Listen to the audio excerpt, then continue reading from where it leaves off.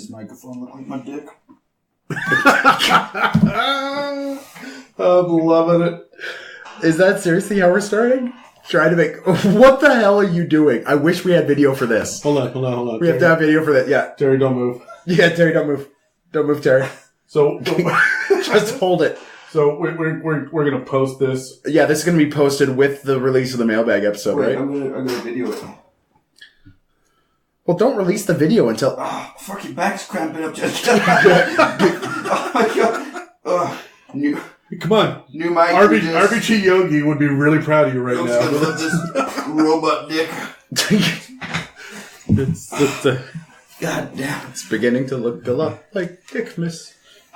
You know, Dan, we're a classy fucking show, and We just spent 30 seconds with Terry trying to do it. Make our shiny new Welcome to the special. We're going to do our second mailbag episode right now. On the heels of that opening, it's absolutely fantastic. We actually had a cold open ready for you guys, but we got totally distracted by Terry's robot dick and Dan singing about Dickmas. Yeah. So, as the classy most one, wonderful time of the year. As the classy one, you know what? We'll post that when this comes out. It's amazing. I wanted to flip it around on you guys. Normally, we ask ourselves a bunch of questions with the mailbag episode. Normally, we have a topic that we want to talk about, or we're just ranting about craft beers, one or the other. But I wanted to ask the people out there a question, and I wanted to reward you guys to see who gave us the best answer. And so on mailbag episode 3, which we're going to hit in about 3 months, we'll announce the winner. We need you guys to write in and let us know. When it comes to the 3 people on It's Mimic, Dan, Terry, and myself, Adam, which 5e class represents us the best? Which 5th edition race represents us the best? Which background? Which spell? There's Dan's fucking coughing. I almost got a picture of him coughing as well. I was going to shame you. All right. I've been cutting baseboard for 2 days. I am in the middle of doing a thing, Dan. It's just nobody cares about your throat except maybe Terry's robot dick. And my baker's dozen's worth of fans care about my cough. 5th ed class, 5th ed race, 5th ed background, spell, and monster. Which one represents us? And you can't say mimic. We already know that we're mimic. Okay. No. So you guys send it in, and we're going to sit down and vote on who had the best answer for the other guy. Mm-hmm. So Terry and I will vote on which one was the best answer for Dan, who had the best answer for Terry, and then you two will vote with. And that's the race class. Monster, spell, and background. All right. So we're gonna try to put a vote together, and we're gonna come up with a bunch of little prizes, and the winner can choose for a total or for each of the 5 categories. No, a total. Because there's gonna be ties. We're gonna need to do tiebreakers. Yeah, fair enough. So and we'll announce it, and so we're gonna do this our very first giveaway. We're not going to post the details on Instagram. You got to come listen to the episode. So all 4 of you that give a crap will have the opportunity to write in. Let us know, and you can post it publicly on Instagram, or you can send us a message at itsamimic@gmail.com or info@itsamimic.com. Yeah. So those are our 2 email addresses. And also, if you want to tell us who is going to be which Ninja Turtle, Power Ranger, Pokemon, Sailor Scout, Planeteer, Avenger, member of the Justice League, are we Jedi, Sith, or neither? Which Star Trek alien is Dan? Which Harry Potter house are we? Which Game of Thrones house are we? Any of this stuff. Thundercat. You Thundercat? I got answers to all of this. Yeah, absolutely. Let us know. 80s cartoon are we? Yeah. Oh, yeah, absolutely. Let us know what you think, who we are. And honestly, we all know that Dan is going to be Sailor Mercury. I always felt like I was more of a Jupiter. You don't have the personality for it. Is this an anime? It's an anime. Yeah, anime. Let's roll the credits.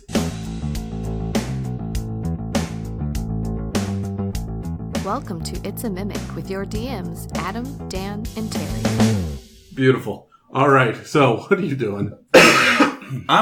Jesus. I learned a spinning back kick just to do it on you if you cough during this episode. Put the die down. I was going to grab it because we got to roll for initiative. We're not rolling for initiative. I'm the DM. Last time Terry was the DM and he chose what order we're doing it.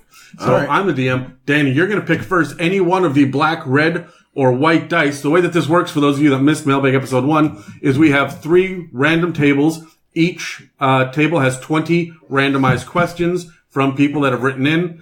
And we're going to randomly choose which dice and roll for it. And then we're going to try to answer the questions as we go. All right. I will go with the black one first. Okay, let's do it. Come on, Dan. Do you want me to read it out loud for the people? 14. 14. Adam, are you reading this or am I reading this? Adam's left. Terry. Adam's left. So, black die, 14.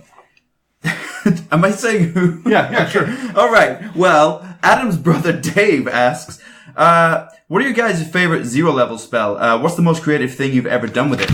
Dan, go. A 0-level spell is not a real thing. They're cantrips. They're cantrips now, yeah, but he only plays 3.5. Oh, okay. So he calls them 0-level spells. Totally. Well, what's your favorite cantrip? Funny enough, I really do love Shillelagh. Okay.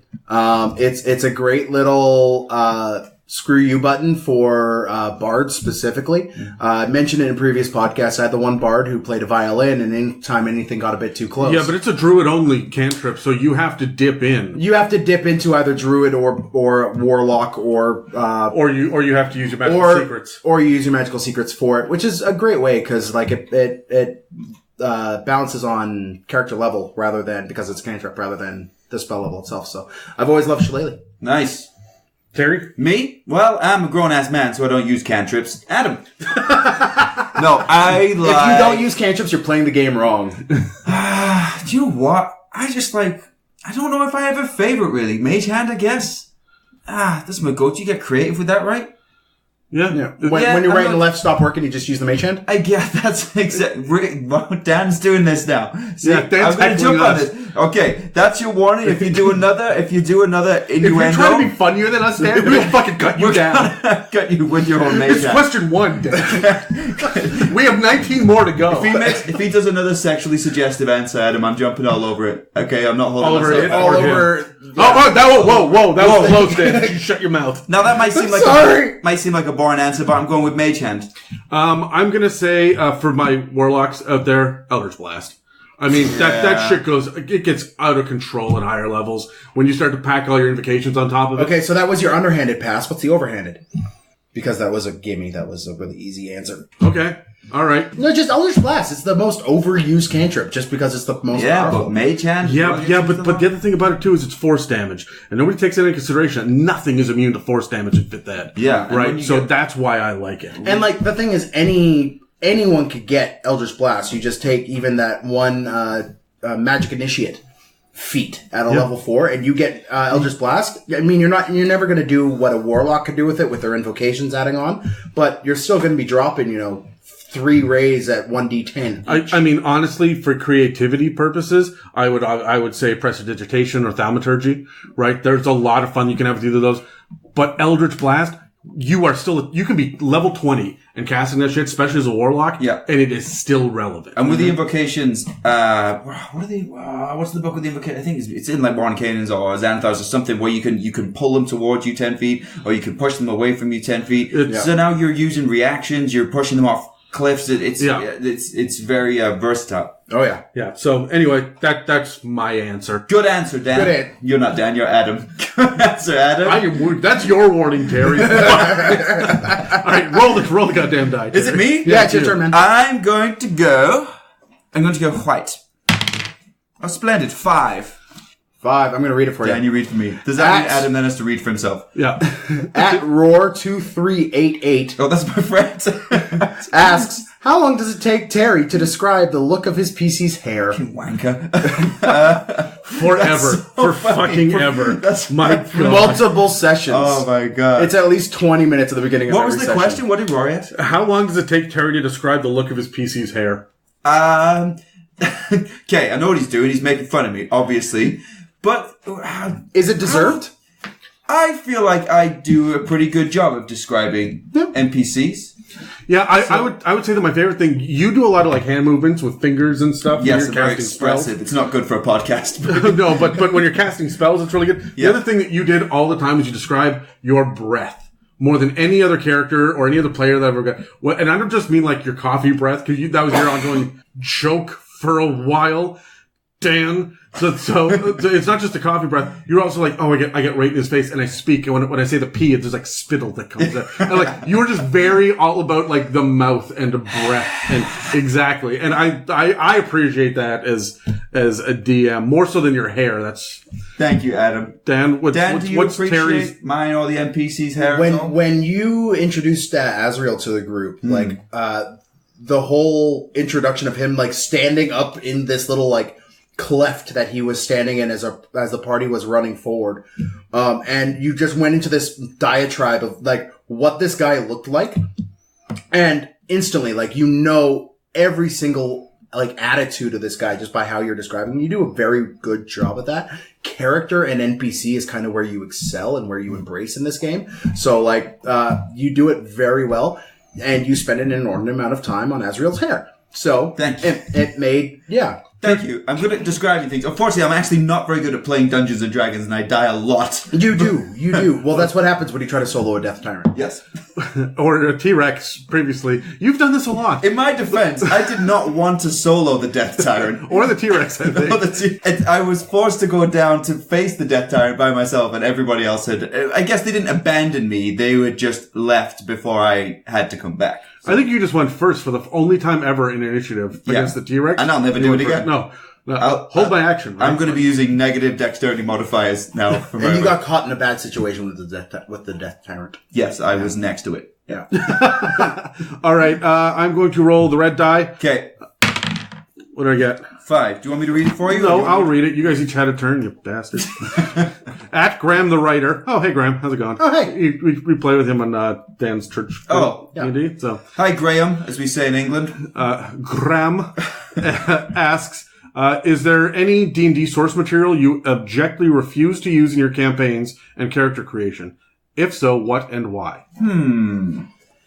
That's a pretty good question. Dan, do you want to... Well, you roll the dice, my dude. I know, so I got to choose the question. I'm DMing. You answer first. I hate you. What do I object to for 5e? Not much. Are there any rules that you like do not play with, and why? You say, I'm not going to play with this shit. I don't want it.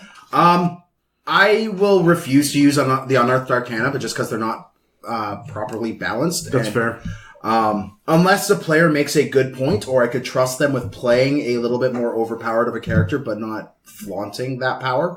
But yeah, I'll stray away from the Unearthed Arcana. Back in the days of 3.5, like, and even Pathfinder in the later ends, it was very much you're playing core and nothing else. Cause everything else is just fluff and I cannot possibly handle it. 5e hasn't reached that point where there is that yet. It's really been able to hold off of bloat. It is. Right? The Artificer class is coming out sometime soon. It's in the current Unearthed Arcana. That's not guaranteed that it'll come out. I mean, the Unearthed Arcana, for those of you that don't know, is Wizards of the Coast. They release it online. It's usually a PDF. It's about 4 or 5 pages at most.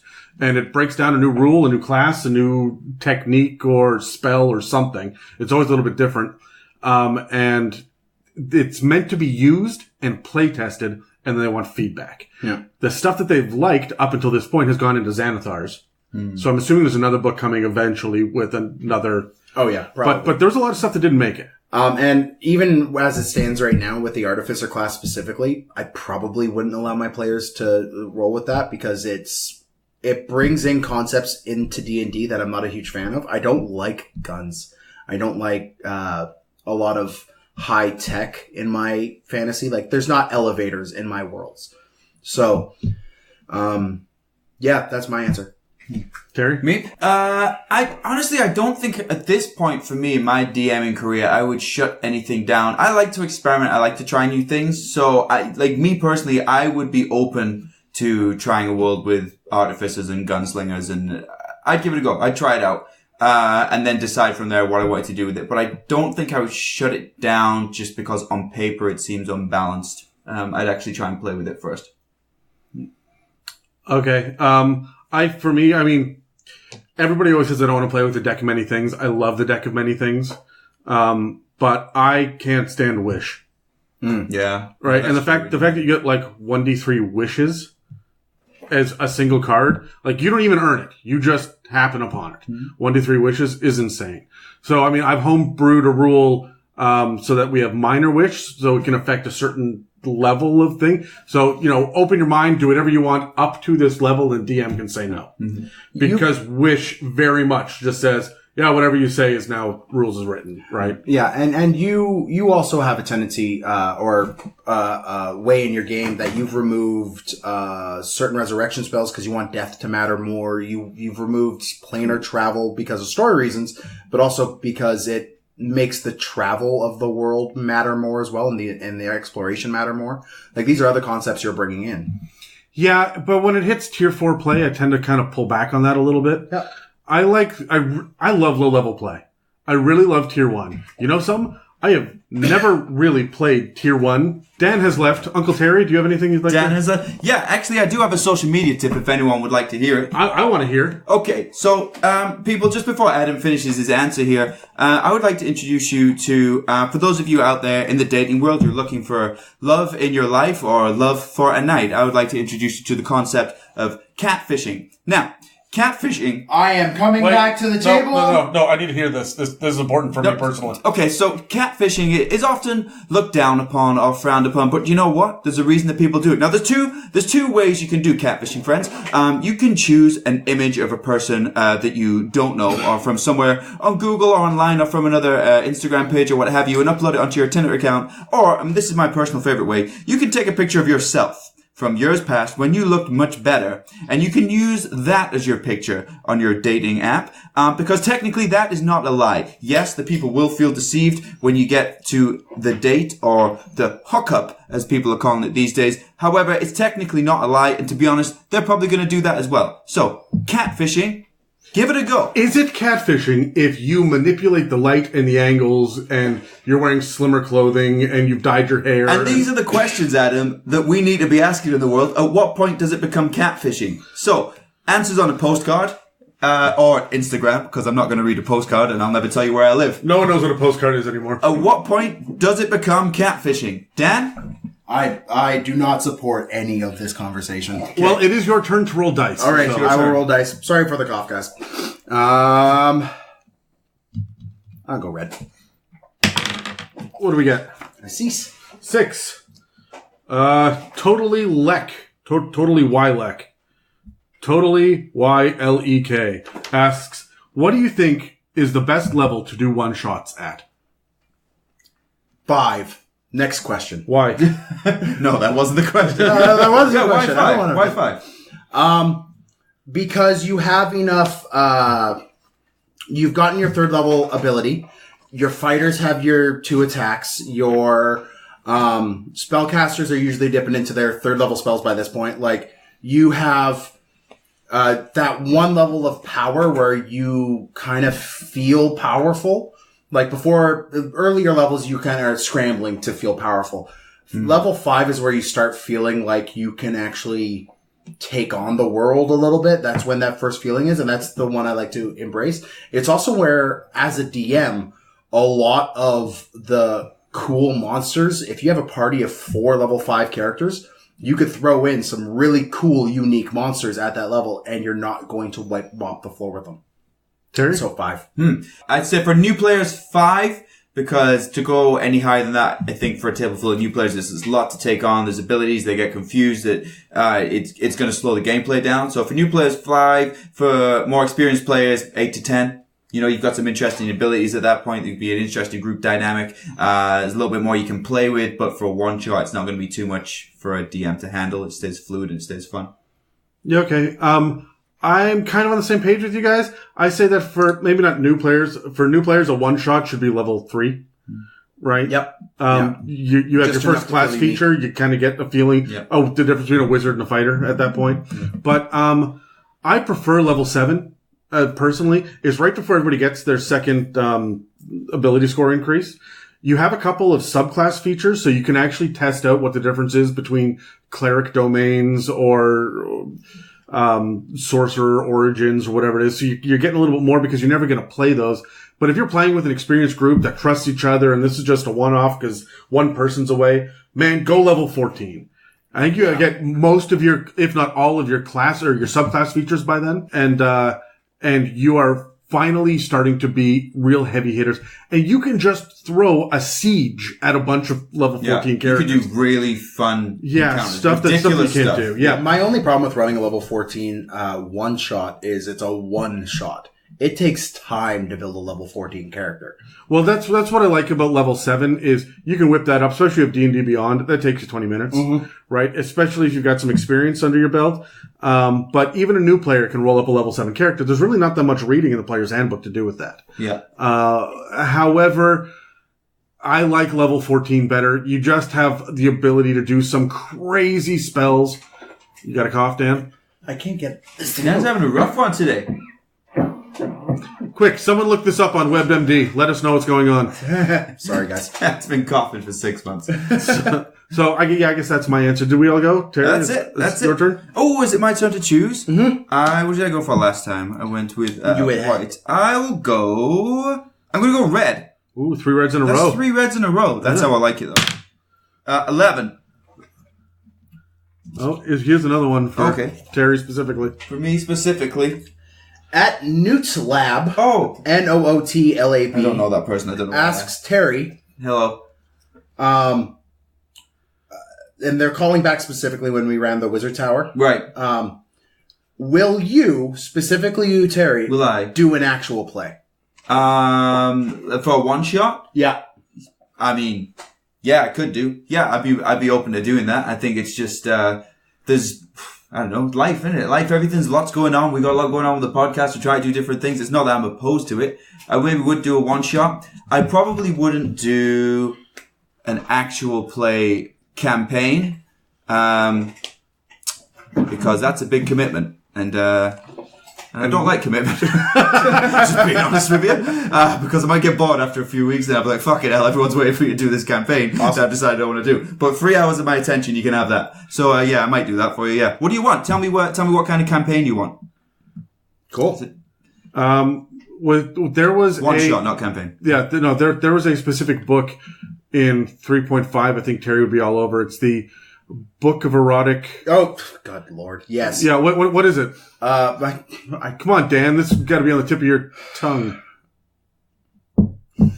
It's. I gotta look it up. Book of Erotic Fantasy. You can't just say the sort of Terry might do. It's a book of erotic ellipses. Just leave it there. No. I'm looking up the book of erotic glass sculptures. Book of Dicks erotic. for days. It's the Book of Erotic Fantasy, and it was pretty infamous for a little while. But it teaches you how to what are the mechanics for sex, and it's got all sorts of crazy stuff in there. I think it was actually published by. No, it was third party. Was it third party? Fairly certain it was third party, but what for? very popular. If you're doing that in your D&D game. Yeah. I don't know if I can. And tips and tricks to run an erotic D&D session. Oh my God. This is a hardcover published book. It was a hardcover published book, and it came out when me and my friends were 13. So we looked through it, giggled a bunch, and then continued playing our Dungeons and Dragons game, not bringing. Yeah, I don't know if I want. Who's going to show up to the table for those kind of games? This is it. Adam, 100% Adam. Adam. Adam in full gimp suit, it'll happen. Hey. Half gimp suit. The bottom half or top half? Just don't want the answer to that question. Just Donald ducking it on the bottom. Do you know, he just wears a t-shirt. It's a 3/4 gimp and imp. Fantastic. If you actually want to hear Terry DM an actual play, go back to our special about the Wizard's Tower. Yeah. I think it was 4.5 hours long, and Terry, I think you were DMing about an hour and a half of that. I was exhausted by the end, but yeah. Guys, if you really want me, Newt Lab, just one of you out of thousands, if you want me to run a one-shot, look, I'll try and make it work. Tell me what kind of one-shot you want. Where do you want it? Space, Underdark, whatever. We'll see what we can do. Yeah. All right. I'm going to roll the black die. What did I get? 9. Terry, what does that say? 9! 9 says, oh, shit. Oh no, it's an all natural 20, isn't it? Definitely an all natural 20. Hold on to your hats. I'm going to take a wild guess. I just want to pause real quick. Buckle up. We're probably going to be talking about dicks. Haven't honored the question from the last mailbag. Yeah, you owe them. You owe them. What? You have to shake it like Pooh Bear. We need a video of that when this comes out. Yeah. We're putting the pressure on you now. Okay, look. The masses have requested it. The masses. It's 5 or 6 girls that make dick jokes. I don't know. That doesn't count as masses. All right, Pepperina. Okay. Oh, let's give her a handle a shout out. Pepperina AN20 asks, if you all woke up with boobs one day, what would you do? Oh God damn! I already have boobs. Can I just set this aside? I don't know. I honestly don't. I would feel. Here's a serious answer. I'd probably feel inconvenienced. Okay, it's not like I'll be like. I won't be like. Oh shit! Now I need a bra. I'm not 15. I won't be like. I just lie in bed all day feeling my tits. I know what tits feel like. I'm 31 years old. Oddly enough, they've come up in my life every now and again. I just feel inconvenienced. Like it's not something. You killed Dan. It's not so. Dan, you alright? I'm 31. It's not something. They've come up once or twice in my life. It's not something I've ever desired to have. In fact, I remember I have looked at boobs before. Don't end the soundbite there. I've looked at boobs before and thought, I'm so glad I don't have to deal with that. And it's so good. Oh my God, the back problems that I assume that I would have with that. God. Anyway, no. But you're not answering the question properly. Oh. You think about this. Skirt around it. If you all woke up with boobs, what would you do? We'd all just sit here with the shirts off and look at them, right? Like, yeah. Hey, here's a pic of them. What? All right, Dan's yours are lopsided. What's going on? I don't know. I feel like after 10 minutes, I go, I'm sick to death of these tits. And also, it's weird now when the other people in the world who want me to play with their tits is not happening a whole lot right now. Tell us more, Terry. Oh my God. I love how the all natural 20s question starts It's the been a rough launch week. you to get air. It's been a rough week. If you would like to send Terry some tips. Look, I've seen and felt tits before. I'm not going to be overly fascinated by them. But that's my answer. We had sexual position last one. All right, this is completely off the rails. God. Whose turn is it? I think it's mine. Dan, It's mine. What are you doing? I'm going black dice. Let's do this. Fowa. 4 at demonic_DYLS. Dills? Oh, Demonic Dills. They gave us one last time. Did they? Yeah. I've said that username before. And talked to them on Instagram. They want, so Demonic Dills wants to hear 7 about times. missing the boundaries or having mechanics rules for RP purposes and fun. Although I'm not sure what that means. Say it again. Say it one more time. He wants to hear about missing, or she, I don't know, wants to hear about missing the boundaries or having mechanics rules for RP purposes and fun. Let me have a look. So I think he's asking, Like rewards for your players doing good RP? mechanics for good role playing. I mean, the mechanics are in there. That's most of your charisma. Well, I like skills, what we right? do with our main games where we have Our inspiration dice that you gift other players across. Does it mean like the DC boundary? Like if you just miss it?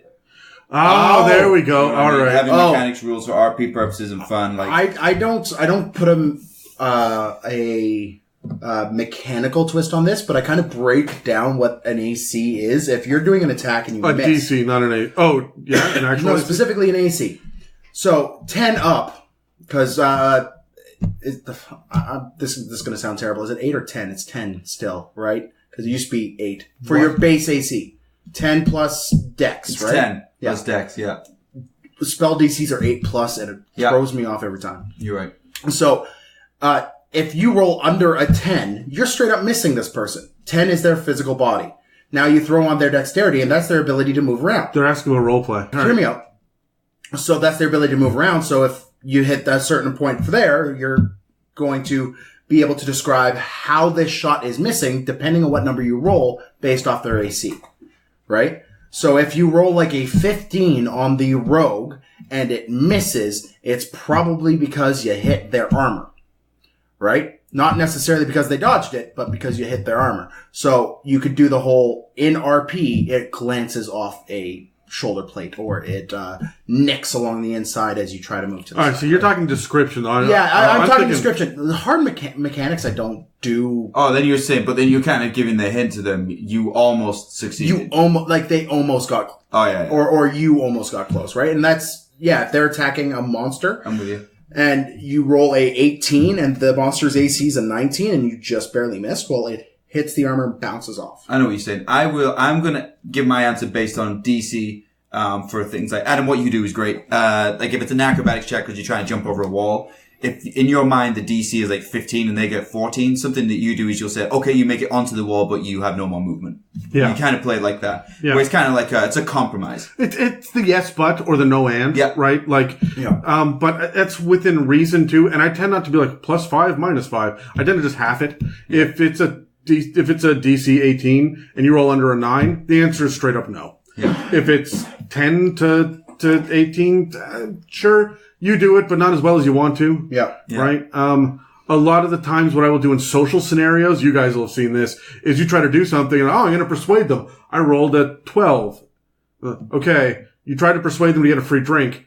Not only do you get a free drink, but now they're very interested in you. Yeah. Right? Like, this blew up in your face, but you're going to get more role-playing out of it, even though you failed. Yeah. Right? So, it depends about how much fun you want to have. The other thing I'd say about this is there's sometimes where it's just not appropriate. If you got a bunch of people hanging off the side of a cliff, battling spiders as they're hanging off of ropes and stuff, and somebody's making an acrobatics check to do a backflip around a spider, and they miss by like 3, then just say, you land on the spider, and you move on. Right? Tension is high. People are interested. Yeah. Now's not the time to be like, well, your foot managed to slip on a loose piece of granite and you managed to flip 3/4 of the way around, but your left hand flailed out and smacked the side of some clay that was tagging. No. Watch your pacing. Yeah. Right. And I think that's a key point for this as well. One thing I want to add, just judging off what you said there, the yes and the no, but, you succeed, but that person was very interested in you. What I like to do is if it's not clear whether they passed or failed, I think I've talked about this before. If you get the 12 or the 13, if you're like, say, trying to persuade someone or trying to deceive them, they might just go, okay, look you up and down and walk away. And you're like, do they believe me? Yeah. You don't know. Maybe they did, but you don't know. Mm-hmm. I think that's totally fair. The other thing that I like to do is if you're close enough with the roll, I will stop and say, how do you do it? Right? Describe to me your social encounter. Yeah. And if you can impress me, if you're inspired, I'll push you over so that it'll succeed. Yeah. And I mean, there is a slight mechanic in there where the DM can kind of add to or take to. I don't even think that. I'm like, you know what? It's a DC 16. You rolled a 13 and you're trying to convince the beholder to just let you through. You don't want to fight. Okay, Dan, convince me. Yeah. You rolled a 13. What are you saying? Mm-hmm. Yeah. Right. So, whose turn is it? Is that Terry? That was me. So now it's Terry. Yes. Okay. Well, I'm not going to go red. I'm going to go white. 10. Zane. At Blake183000. Sup, Blake? Shout out to Blake. Says, hey guys, I'm a new DM and I'm having issues handling travel with my party. Okay. I play a bunch of sessions, but I've yet to see it done really well, so I'm entertained during it. And this is a callback to episodes 4 to 6 where we did exploration. Yeah, well, okay, look, let's send him to go listen to episodes 4 to 6. Absolutely. Oh, yeah, for sure. So we talked about that pillar in its total, but is there anything specifically about travel that you want to touch on, Terry? Yeah, I think, when it comes to travel, one point I like to make is don't get over the destination. Forget about the destination. The travel itself is the game. So you have encounters, you have challenges, you have puzzles along the way. And the puzzle doesn't need to be, you're walking along and all of a sudden you come across strange glyphs on the floor. The weather changing can be a puzzle. An encounter which isn't clear can be a puzzle, or it doesn't necessarily need to be obvious things. So when it comes to traveling, have tables of random / not so random encounters. Get the players involved by getting them to roll some dice as to which table they go on, what time of day it is, when the encounter comes up, and even how long it is again before the next one. So maybe you'll have multiple encounters in the day, so then they're using up spell slots. There's ways that you can make it more interesting using these tables instead of just you trying to think of something that happens along the way. And go and watch those episodes 4 to 6. Yeah. Yes. Right. I mean, we talked about it in a lot of our world building and our DM tips as well. Yeah. Well, as DMs, each one of us really loves the exploration side and thinks it's malnourished. Definitely. in every common game. So really dive into it. Really, honestly, listen to the tips we have in 4 to 6. We had 3 hours worth of episodes that you could pull on, and just try to have more fun with it. Yeah. Honestly, okay, how do I have more fun with it? So, I mean, that depends on what your kind of fun is as well. Yeah. If you're not enjoying it, skip it, right? As much as we say that it's about the journey, you don't need to describe walking down the road. You can just fast forward 48 hours to when the random encounter happens. Yeah. Right? You don't have to get into how rough the seas were days 17 through 24 of travel. You can just say there was a rough patch. Everyone roll an acrobatics check. Everybody rolls. One person fails. You fell over and then you got seasick. There's your flavor. You move on to the next thing. Yeah. Right? And if that's all that people want to have to do to have fun, then that's it. If you want to get into it, if they seem interested, if you're interested, look closer in. Like, start to get into the details and the descriptions of it more.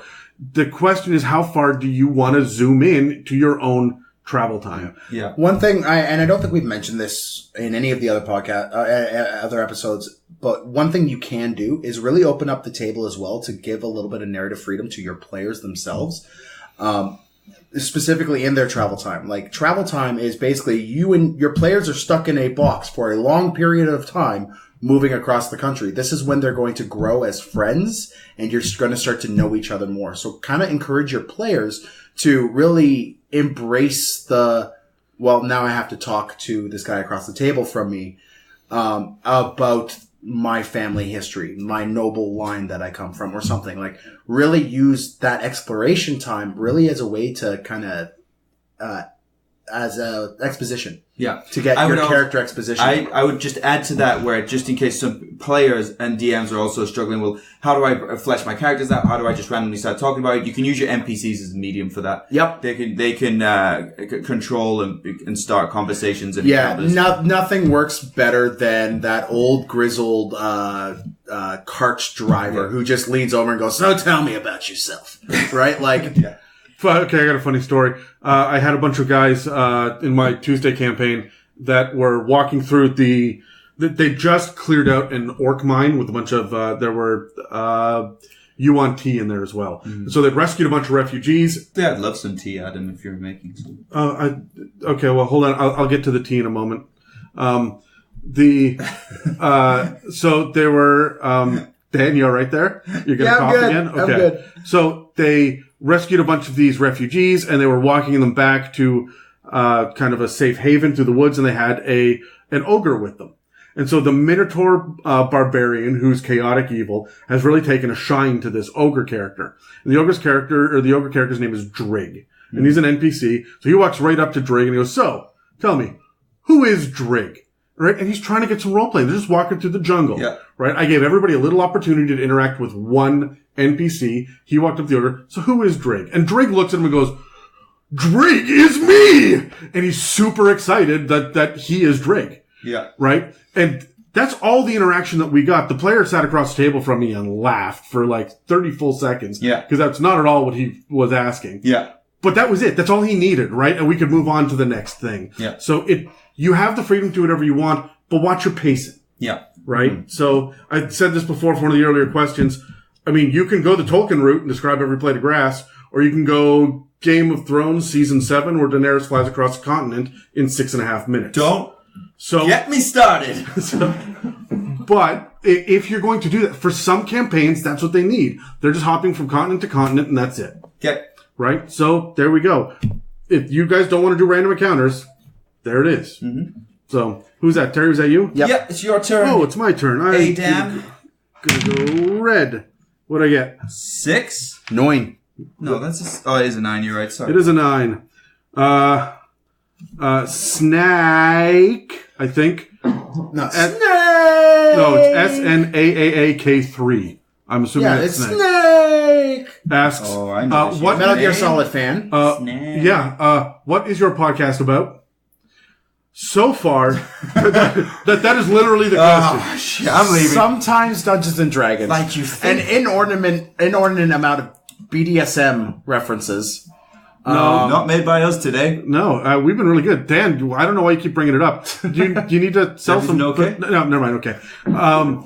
A bunch of coughing occasionally? Yeah, we are really here to promote Dan having friends outside of work. Ugh. His family has contacted us to get interested in what he does as a hobby and help him feel a little bit better about himself. Yeah. And also keep him off the crack. Well, hold on. Which, the drug or the... Okay, yep, never mind.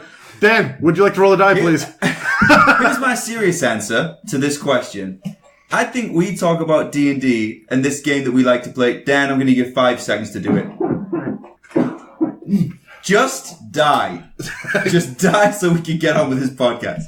I think this podcast is about us talking about D&D the way people actually have conversations, which I think is hugely important. I think there's enough podcasts out there that are so goddamn wooden.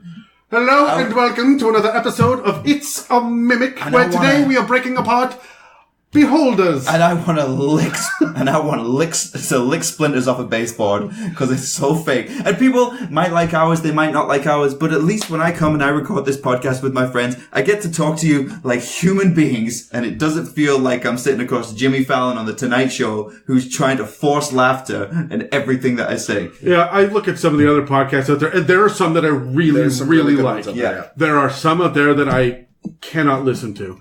And I often wonder, do you think that like the web DM guys or the dungeon dudes or dungeon cast, do you think when the mic turns off, they turn to each other and be like, Dan, will you fucking shut up? Because they're friends like we're friends? Yeah. Right? Like, Oh, probably. I hope so. And I don't know. I want to see that more. And everyone has their style, right? Yes. Everyone has their style that they communicate, but I Ours like is just abject chaos. I like how, because our podcast is chaotic evil, and then that works for me. Oh, So it is 2/3 chaotic evil. Thank you very much. I at least try to be neutral. Alignment change. Alignment change. So that's what the podcast's about. Next, Dan, it's roll your a die. go. All right, which one have we not done a lot of? We haven't done a lot of. Okay, for the people at home, Dan is drinking out of a cup that says sawdust is man glitter. Yet the sawdust is what makes you cough every 20 seconds. It's driving me insane. I am sorry for the amount of coughs in this episode. Everybody. Yeah. We're just going to reach down your throat before every podcast, swirl our fingers around and get that shit out of your throat. Yeah. So you're going to be fine. I just like glitter anyway. So. I like sawdust. Anyways, white. We'll do white. 6. Man, there's a lot of 6s and 9s coming up. Let's ask Pepperino what that's about. 96. Okay. Did we already Yarn Spinner's Ball asks, what is your favorite homebrew monster, obstacle, or trap? I'm just going to change that to and trap. So, gentlemen, favorite homebrew monster? Oh. Favorite homebrew monster? I'm going first. I already have this prepped because I'm thinking about it right now, and I'm like, you guys fought actual Cannibal Shia LaBeouf, Yeah, we did. right? So, Okay, favorite homebrew monster? Yeah. I like some of this different stuff that I've kind of ripped off the internet. I saw, and I think a lot of people probably seen it because it's out there a lot. The Clockwork Dragon. Don't know if you guys seen that. Mechanical Dragon. I think it's supposed to be like a dwarven built mechanical dragon or something. I thought that was pretty cool. I like all of the dragon variants. The Cactus Dragon, I think is probably one of my favorite ones as well. So we were doing research for a Goblins episode, which yeah, that actually comes out on Tuesday. that comes out following this, and I'm not going to cover them in the episode because they are definitely homebrew. But I was reading about something called snotlings. Snotlings. Right. Now, for our Warhammer 40k That fans, implies that there would be a smaller variant of a snot. they are a smaller variant of a goblin. But what they are is Angry Wizard created these things, and what they do is they eat. They're goblinoids that eat, and after they eat enough, they enter this cocoon for one day.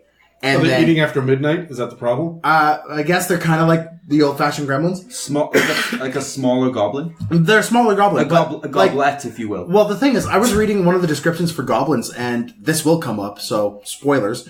Goblins are mentioned as having like a cross between a leathery rat skin and a slug. That is their consistency of their skin. And I've never put that thought together. Snotlings are more slug than anything else. And what they do is they eat. And when they are full, they enter this cocoon. And when the cocoon opens, 2 snotlings come out. And that is how they reproduce. They just eat and reproduce. And these are the coolest freaking things on the planet. Now, that's one word for it. When they die, they the area around where this cocoon was makes the ground completely grass and stuff can't grow. I forget what the word is for that. When they die, that area happens as well. Now there's a variant of them called napalm snotlings, and they explode when they die. They're little goblins that explode when they die, and I love them, and I want to play with them in my games. Oh my god. Exploding goblins. That reproduce by overeating and becoming 2 snotlings within a day. So these things would just spread like wildfire. Man. This sounds like some Pathfinder bullshit to me. Oh, I love it. Absolutely love it. Oh so, okay. So, these things are multiplying like homebrew obstacle. Kardashians. A homebrew obstacle? Yeah. Oh, my big thing that I have the most fun with ever is trying to get all the players to the session is the biggest obstacle. I was like, what do you mean by obstacle? Because it's not trap, right? So, like, I'm thinking like a cliff. Yeah. Like something like that, yeah. Like something that's, or like a locked door or a trap or a puzzle. No, my favorite obstacle is the time limit. You guys have just barely enough time if you do everything right to accomplish the thing. And if you don't, you're screwed. So get creative or get fast. Yeah. Right? And you guys will just burn through your resources quicker, and it adds a certain level of stress. So my favorite obstacle is a time limit. Yeah. My favorite obstacle is Adam's calendar that he uses, where the weather, we know what the weather pattern is going to be on what day, because that really makes us think strategically. And it is a fucking nightmare when we get it wrong. So, yeah. I like closing the path of entrance to make them have to fight their way out. Like, except when it happens to you. Oh, I don't mind it so much when it happens to me. Adam's talking from pain here. Oh. But, no, I like have a cave in behind them and make them force your players to make their way through the tunnel. Like, I love doing that to my players. Cause there's always that one guy who's all like, I'm just going to stay in the back and wait until you guys come out of the cave. It's like, no, let's.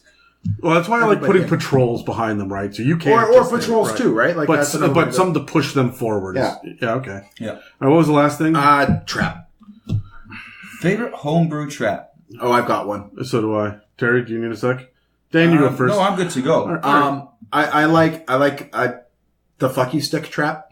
It is a 10-foot pole, positioned above a door so that when you open it, this, 10-foot pole swings down and on the end is a, alchemist fire.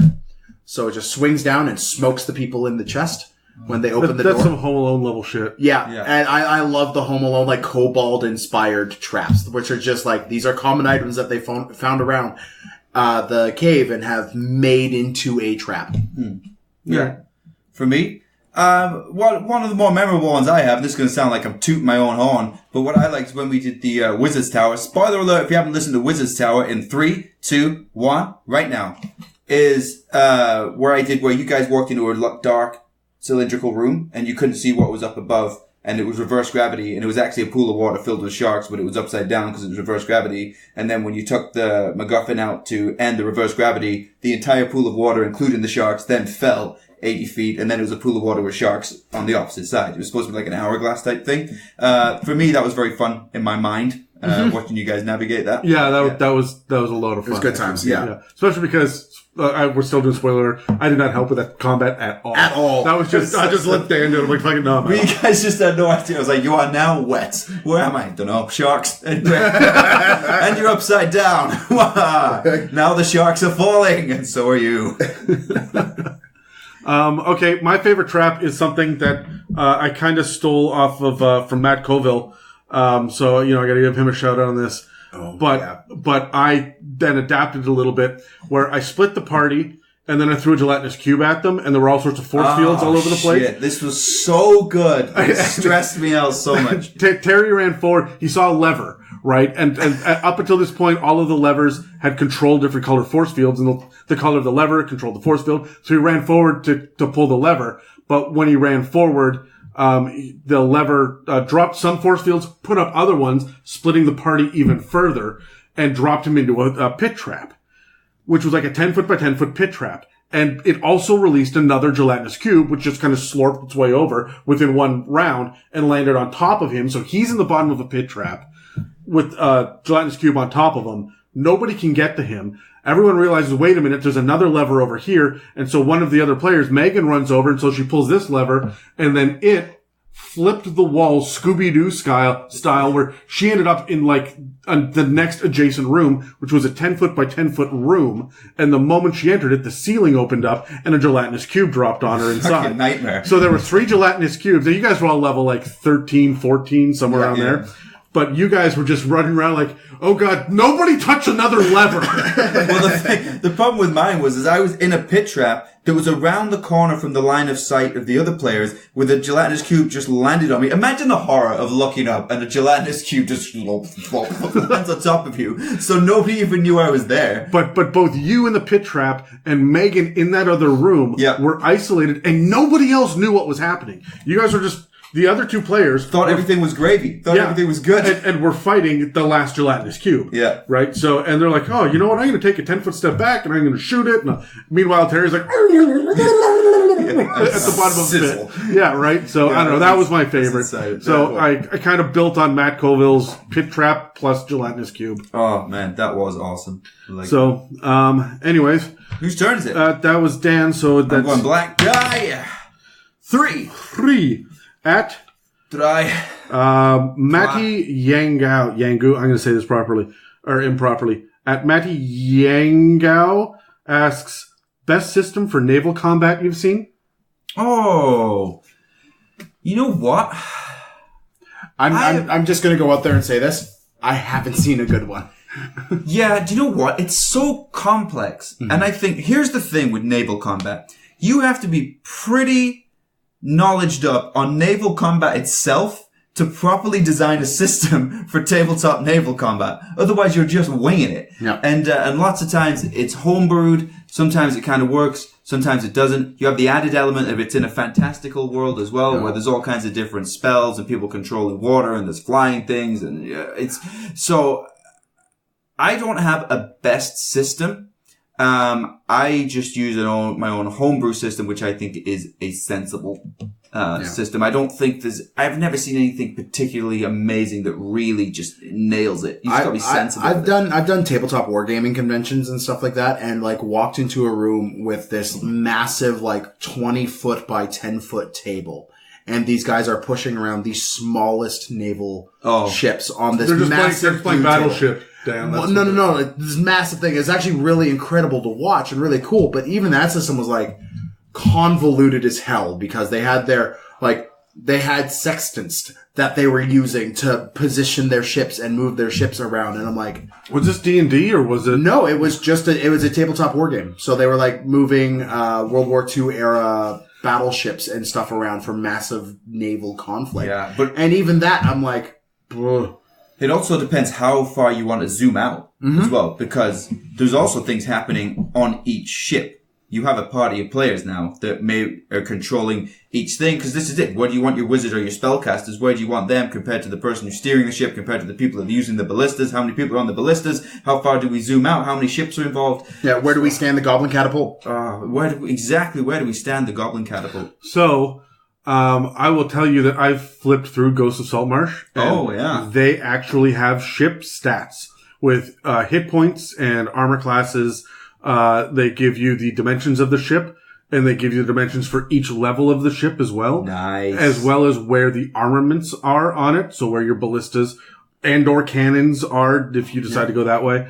And the range on all of these things as well as the speed of the ship. So they run like monsters, right? Yeah. So you get a certain number of attacks, but you need someone to man the ballista. There's a reload time. So there's slightly different rules, but each ship can do a different thing. And they've got about a half dozen different kinds of ships. It's not going to be hard to homebrew off of that. You find the one that's close and go ahead. All right. But, I look at it still, and if you're running 30 freaking crew members between 4 ships, that combat's going to take you all night. Yeah. And it had better be a big, fun set piece. And again, as much as you're sitting there, I'm going to shoot them from a distance, so across the open water right, but the cannon's got like 600 feet, of range on it. So you're taking chunks out of the boats. My problem with 5th Ed is everything has too low AC and too few hit points. Mm-hmm. Except player characters. Right? And that's the same thing with the ships. By the time that you get close enough to board the other ship, you've sunk it. Or it's sunk you. Yeah. Right? So that's the closest. I would say don't be afraid to get a little outside of the box. Maybe have some way to cast mage armor on your own ship. You got magic spells, man. Use it. Mm-hmm. Cast darkness around your ship and pose disadvantage to hit you. And right? use spells like Obscuring Mist. My favorite move ever was what Terry did against an enemy ship, where he just cast reverse gravity. And it went up, and then it came down. Yeah. And it was fantastic, because not only did it go up, but it flipped upside down, and all the crew members in fell. the mechanics of the spell is it oscillates, it flips upside down, so all of the crew fell out of the ship. I was like, this is freaking genius. And then the ship landed on them, right? The ship landed on them. That was beautiful. So anyway, My character's just sitting there like, were there survivors? And Adam's just like, no. Absolutely not. I'm rolling the white die. Do it. We got an 8. 8. Have we rolled anything above? Oh yeah, we got a 14. We got a single 14, and there's an 11. But other than that, 8 at Colton Adrian asked, what are the questions you ask to write a quality backstory? Oh, that's a good question. That's a good one. I could do a whole episode on this. Do you guys have any should we do a quick answer, and then maybe we should do a whole episode on this? We will definitely do a whole episode on this, because this is a passion for all of us. I'm known for tossing Adam 10, 15 page backstories, and then he will go to exploit them, and I'm like, who's this guy? And he's like, it was in your backstory, Dan. Just remember. So yeah, we'll do an episode on it, but real quick, what are the questions that I would ask as the DM to the players for good backstory? Where are your parents buried? And what is the reason that your hood is over your eyes and nobody can see you? Why are you always so silent and brooding? Why are you hiding in the corner at the tavern and crying to yourself? At what point did you assume that alignment could replace a personality? Yeah. There's only 6 possible outcomes to anything. So, seriously answering the question, I want to know your family. I want to know your nemesis. I think that is your character's nemesis, the person that, Bring that. Everybody has an arch nemesis. Everybody has arch nemesis. Bring it. Your character. Mine is Dan. What your character's desires are, what his goals are. Those are 2 separate things. And, what will cause him to stop adventuring. And in a negative light. What would be his greatest failure? Right? Oh, I've got a good one. Adam asked me, whatever, and it was to do with an ally, player character that I had, what would it take for you to betray your ally? I thought it was fantastic. Adam sat across the table from me last week and said, okay, Dan, now's the time. What will it take for you to betray your family? What will it take for you to betray your party? What will it take for you to betray? And he just went through this list, and I'm like, can I think on it? And he's like, nope, this is the time. I'm like, oh no. So splendid. Yeah. I think you guys touched on some great things. I want to know, look, every freaking player character that's out there is fresh off the farm or right out of the guild or was inspired by the soldier that walked by because they're 18 years old. They're all young. They're all fresh-faced. They're all new. Beautiful. What is their damage? What is that thing that defines them as a person? I don't mean what is their tragic backstory. We don't all need that. But what is that thing that defines their personality? It's not and don't just make it hatred for orcs. Everyone does that. Racism is not a defining personality trait. It's just stupid and annoying. Move on to the next thing. Yeah. But what is it? Is it the fact that, I would have a character whose damage is the fact that he got this one great piece of information, of wisdom, right? Say, you should never rely on violence to solve a problem. And that should be, for the first 2 rounds of every combat, he is trying to mitigate the violence. She's trying to undermine it and calm everybody down, and it should be his last resort. Yeah. Right? That's an interesting character. And it's off of words of wisdom. So I guess that would be my thing. Yeah. What are the words of wisdom that they live by? Can I ask you a side question on that? Yeah. And we won't go too long on this, but I just like it. What do you guys think of the idea of a character who's a conscientious objector? Absolutely love it. I would love to play that. I think it would piss off everyone else at the table. Yeah, I think exactly the same. I just want to you would have to do it with a limit where your character will finally draw his weapon and fight back, or buff or do something, right? Like there's that one movie that came out with Hacksaw Ridge. Hacksaw Ridge. It's the same thing. My personal opinion is that World War II was not an acceptable time to be a conscientious objector. Fuck you. Get on with it. But like that was a really good way to inspire. If you want to play a conscientious objector, watch that movie. Yeah, I would say that if you're going to do it, get permission from the other players. Yeah, maybe talk it through in session 0. And again, it's going to be what would it take for you to break that? See, my favorite character that I have waiting in the wings right now is a druid who's just this crazy old pagan bastard who's like really old, he's got a great grizzled beard, and he's got like a deer skull over his face and stuff, but he communes with Mother Nature, and he's part of the green, right? Like Swamp Thing it's Swamp Thing. And so like he's strange and weird, and he doesn't socialize with anybody, and I can just picture him standing still in the middle of a battlefield and not getting involved. Yeah. Until someone moves within 5 feet of him, and he will reach out and just melt their face. Yeah. But then if it's not within 5 feet of him, this is not his problem. That's just the way of the world, right? Yeah. So there's got to be a line where you're gonna get involved. Maybe it'd be good for an NPC. You're right. It could be a good, interesting dynamic for an NPC, but not a player character. Yeah. Okay. Who rolled that nonsense? Is that me? That was you. All right. So it's my turn. Dan, would you like the black one? I would like the black one. See that? That's called assuming the sale. I don't know if I just made that up. We already got 4 on the black die. Roll again. We didn't get 5. I cannot roll above a 6. This one's really open-ended. At Sammy with an I _L_G wants to know about mechanical balancing. Oh. What is it? Wants to know about mechanical balancing. Well, when we opened up and said, hey, let us know what you want us to talk about or send us your questions, the only 2 words we got were mechanical balancing. Mechanical balancing. Okay, so the advantage system itself really takes care of a lot of that. Being the DM being the arbiter of the rules and being able to do things like modify DCs on the spot really handles that. Read your table, figure out where you're going with this, and a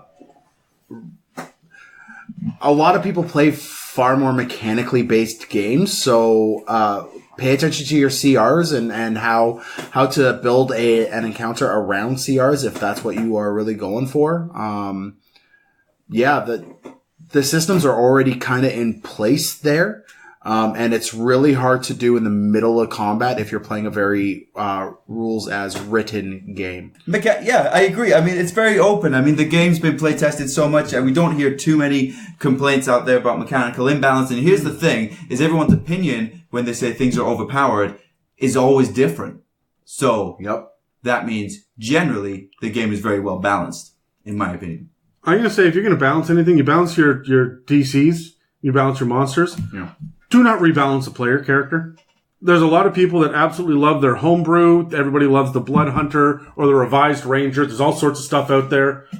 If you need something beyond the 12 classes and their subclasses, then check out Pathfinder 3.5. They've got a lot of fun options. There's a lot of different takes in 4th edition. Yep. Maybe 5th ed isn't quite for you because there are enough options in there and it is so open-ended that you should not have to be retooling anything. If you're building a new subclass, and I have, and I spent a month trying to retool a barbarian subclass to be everything that the player wanted, and it's never enough because players want power, and you will never give them enough. Yeah. Right. I think we did a pretty decent job, too. It essentially turned into just a battle master. Yeah, he was a barbarian battle master. But we called it Path of the Chieftain.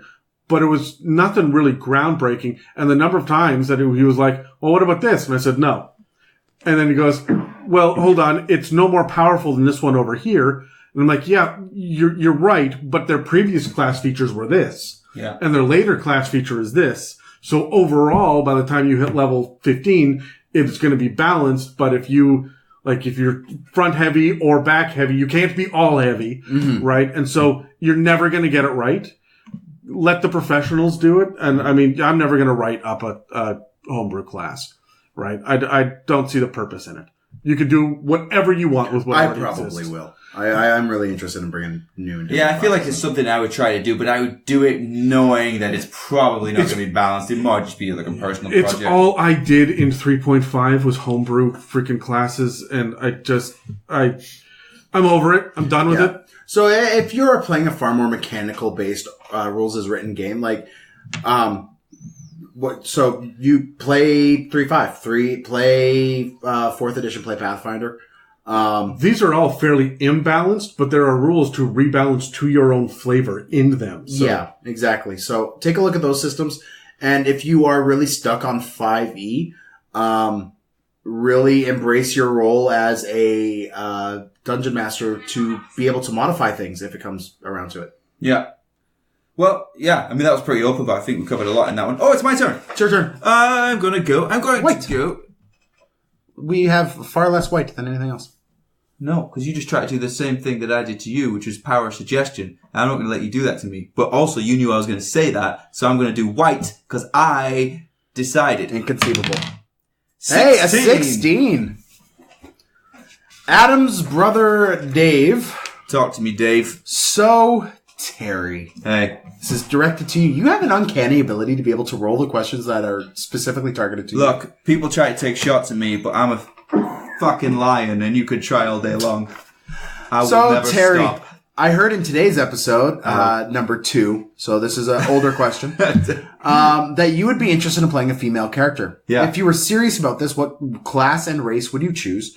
What challenges do you think you would have? And if a female were to try a male character, what challenges do you think she would find based on class and race? Dave, that was actually a pretty sensible question. I know I opened up with some fire there, but that was actually a pretty sensible question.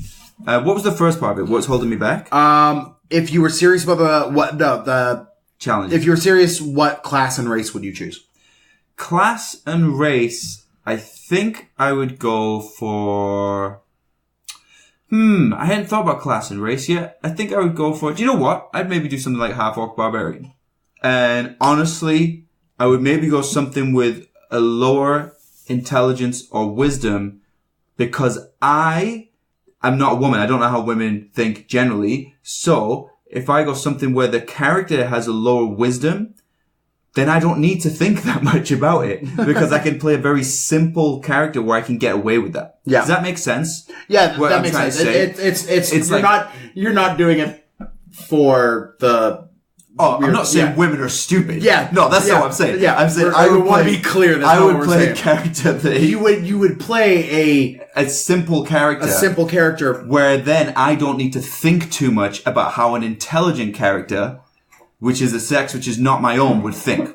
Adam, did I put that across properly? No, I'm not even listening to you. Okay. I am literally watching Crit Chicks right now. Okay, well, because I said that we would pop Well, in you and should say let hi. them know in advance that I probably accidentally offended them. I would like to make this very clear. I am not saying that women are stupid. I am saying that I would play a simple character so that I did not have to think like an intelligent person. Yeah, you would roll the character in such a way to hide your misgivings and missteps. Yes. rolling Look, into the character. Here's the thing. And what challenges do I think that a woman would get if they were trying to play a male character? It's the same that I would have in reverse. I don't know how women think. Men and women are very different. Yeah. We've seen this for thousands of years, and that's why there's thousands of hours of footage of comedians making jokes about men and women on either side, because we're just different. We think differently. And so I'm going to go into whatever situation programmed how I am programmed. And so there may be women at the table that will go, we would never do it like that. But likewise, there'll be another situation where I would go, I don't know a man in this world that would approach that situation like that. Mm-hmm. But that's just the way it is. But you know what? It's games. It's supposed to be fun. It's okay. At least they're trying something new. Dave, I hope that answered your question. Yeah, That's fair. And there we go. That was mine. Adam, it's you. Oh, I get to roll. We look like we're going pretty even across the board. I'm going to go black. 8. 8. I think we already did that. No, we didn't. Oh, we didn't? You want me to read it to you? Yep. Yogs! RPG Yogi! Hello. We love Yogs, don't we? Yeah, Yogs. Okay, Dan, I need you to be more convincing with that.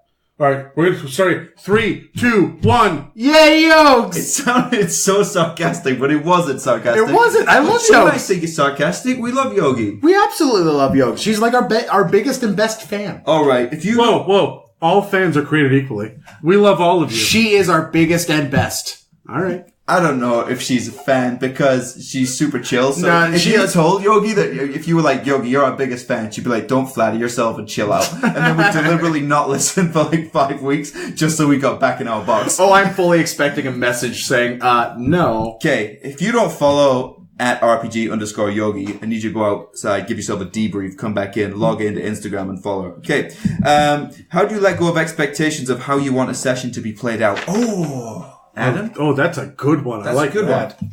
How do you let go of expectations of how you want a player to be laid out? It's really, really simple for me.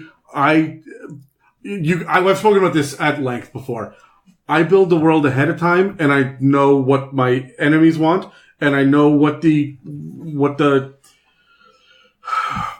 problems are that I've set up in front of the players, and then I just react. Right. I have zero expectations how it's going to go. I may go, yeah, I'm going to try to set this shit up against Dan this session, or I'm going to give Terry a hyper-sexual half-orc that is going to just like be in his business, and I'm going to watch him squirm. But if you decided not to squirm, that's cool too. If you're like, I'm into it. All right. Everybody else leave the room. Terry and I are doing stuff. Exactly. We're going to go back to that book you said earlier. Yeah. I resisted that for so long. I was going, could you not, please? Could you get off me? Don't touch me. Don't touch me. You're so soft. I was making hashtags and everything. So, but that's the thing is, it's not my job as a dungeon master or as a player to determine what is going to happen. We're writing the story together. I'm in charge of the setting and I'm in charge of the conflict. I'm not in charge of the solution. Yeah. So if you guys decide to do something radically different, I'm into it.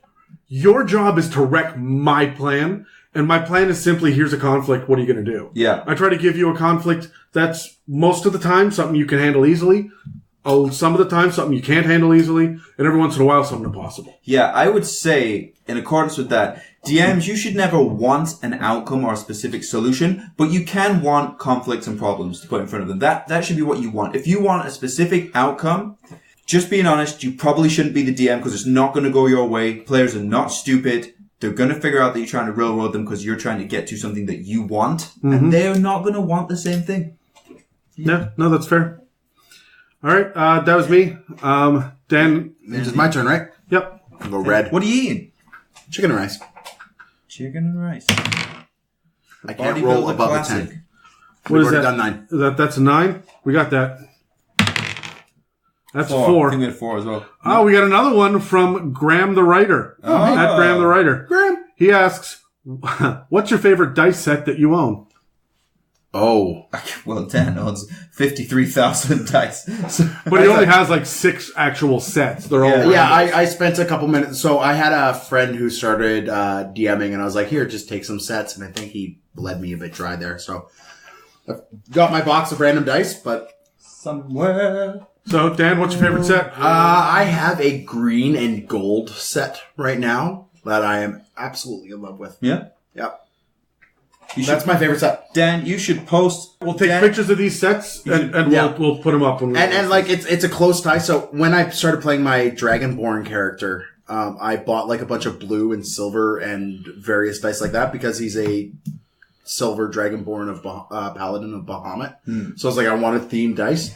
The second I started playing a gnome investigator, and I was going into it with like, I'm going to play him like stereotypical Irish accent and everything.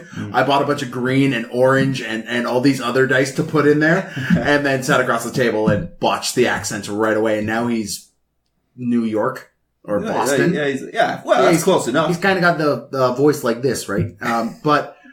So I've settled more into that. But so I've got these green and orange dice, and they tend to roll well for Lockie. Until they really don't, and they just decide to hate me for it. You're very streaky. Yeah, you are. Terry, what's your favorite set? You name yours. I have two favorite sets. My first, I have two. I have the golden set that I received from you guys from the gaming group for my birthday, I think. Christmas, birthday. These are like actual metal. Yeah, they're heavy, they're beautiful. And that set actually stopped me from wanting to buy thousands of other sets, where you always want to collect them and all of the colors, and they're so beautiful. When I got that set, I was like, I'm fucking over it. And I just put my other dice to the side, and I just use that one set, and I just take the other ones when I need them. But my other favorite set is, yes, I do name them, is Stephanie, which is my pink ones. Named after Stephanie Zanoni, who's in the Pink Ladies in Grease 2, which is the better version of Grease. Hot take. No, it's true, because it doesn't have any of that horse shit, that garbage music from the first one.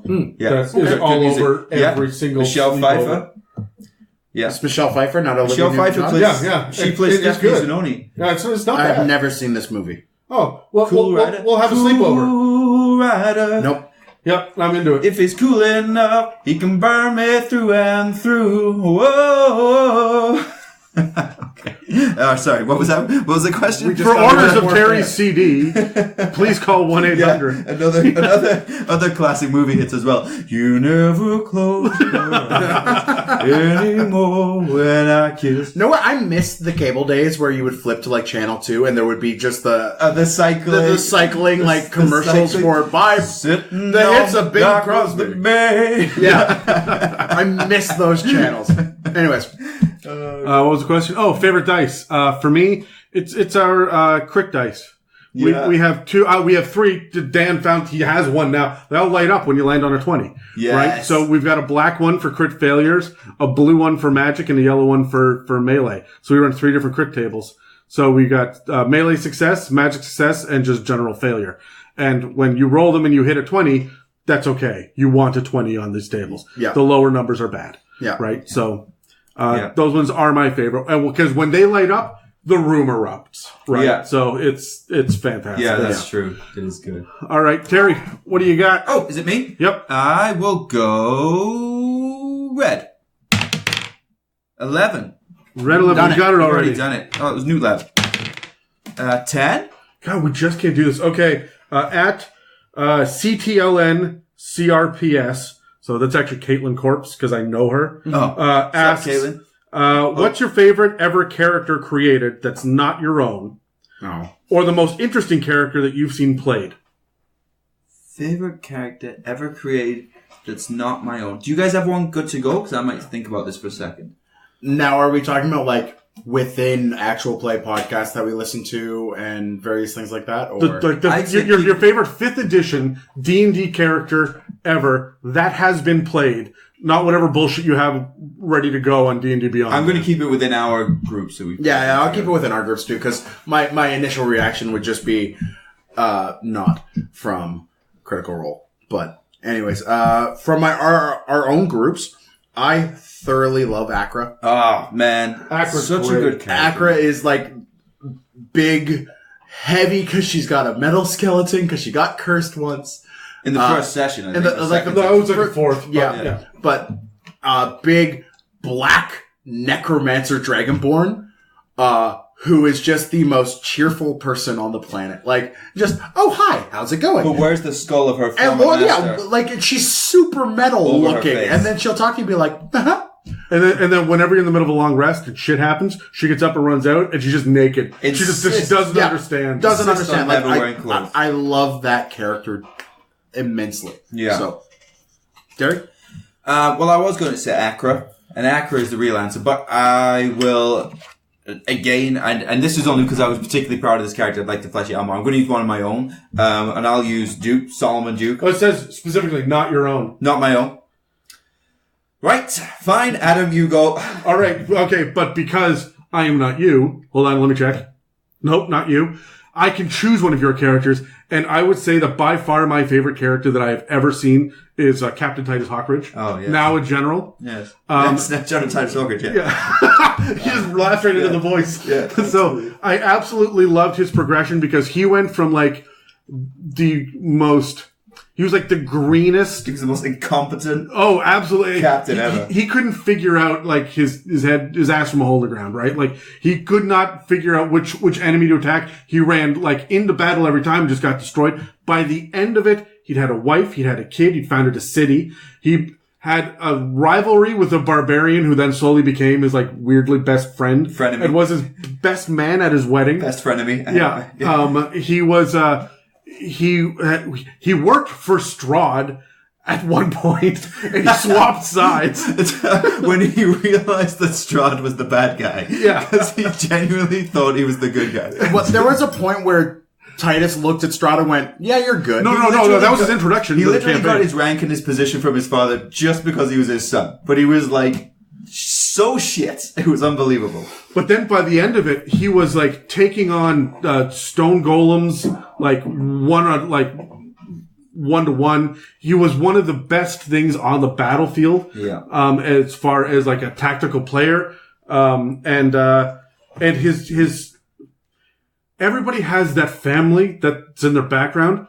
Titus built his. Nobody else had relationships with anyone the way that Titus did. I have never seen the evolution of a character that was more subtle but drastic than Titus. And I absolutely love that. And I just like, I need more Titus in my life. Yeah. Like he's just, and also he's just funny because he is unaware of some social scenarios where he will, Him and his fucking birds. No.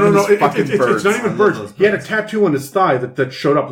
It glowed. It was a rune that appeared when he showed up. It was in on this your world. thigh? It was on his thigh. Nice. And so he like pulled a child around the back of a cart and lifted his battle skirt up and said, "Do you know what this is?" No, listen, look at this. What do you think? Yeah. So like it was, and everyone at the table was like, "Whoa!"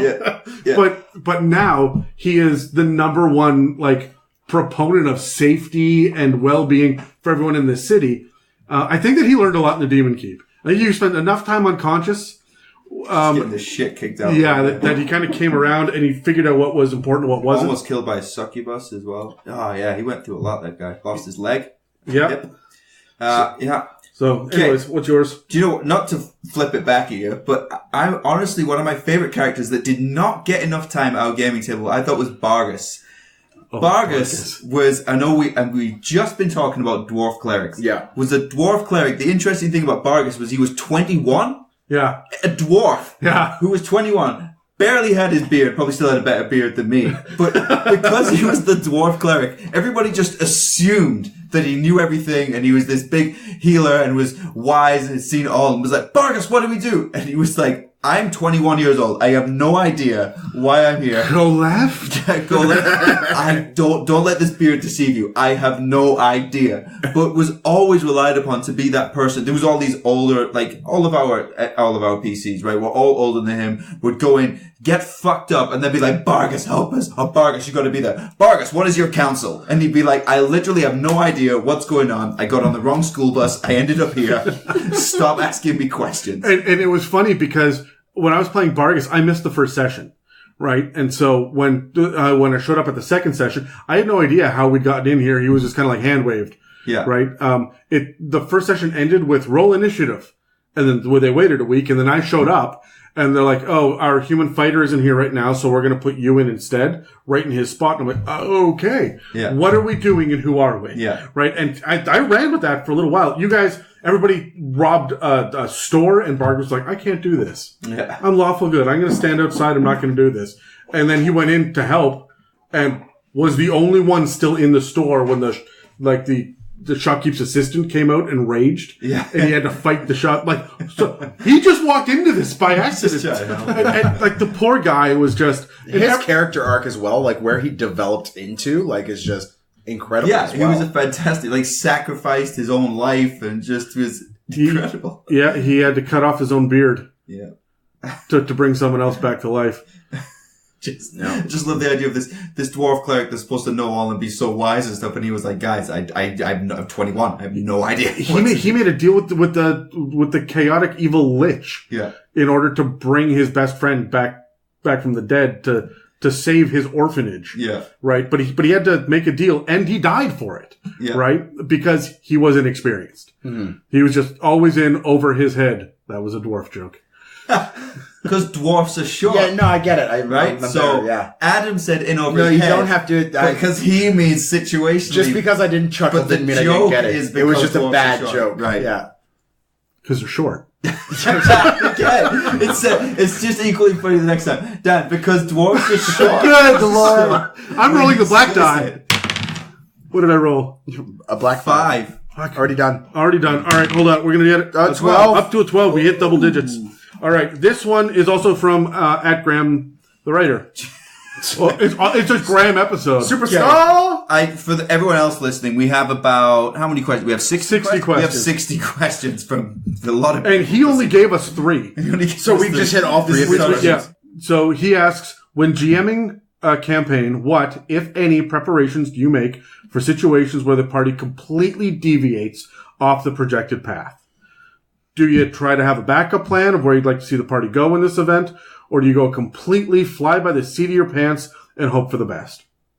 Now, we talked about this a little bit on the prep episode, right? We talked about this actually at length. Yeah. Right? About how much agency. So, do you guys want to give a brief summary before we move on to the next thing? Dan, do you want to go first? I am known for my flying by the seat of my pants when things are going my way.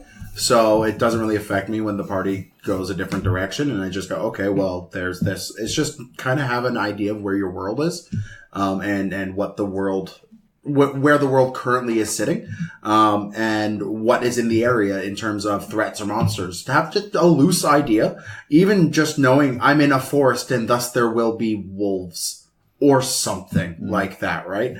And throw a couple combats at them in order to drop that MacGuffin that will pull them back onto the trail, or just let them do their thing and let them find a new story.